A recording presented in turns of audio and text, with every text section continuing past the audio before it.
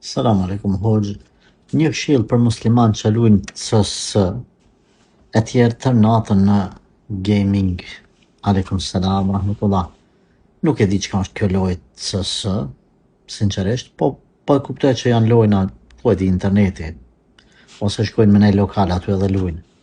Gjithsesi na kemi lojna halal në parim edhe lojna haram që në parim, që në fillim. Lojnat haram janë gjitha lojnat në të cilat ka fat, ka humbje të pareve, ka ofendime, ka tjere.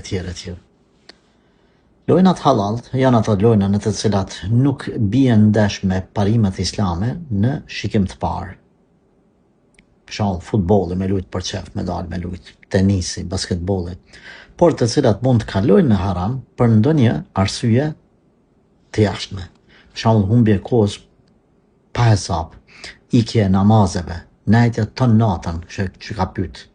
Deri në sabah pasaj futja gjumë deri në akşam e mos puna.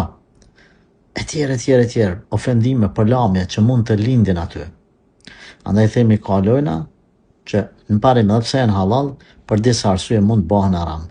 Këto nuk e di çto lojnat, por gjithsesi vetë ju gjene pasaj a janë halal a haram.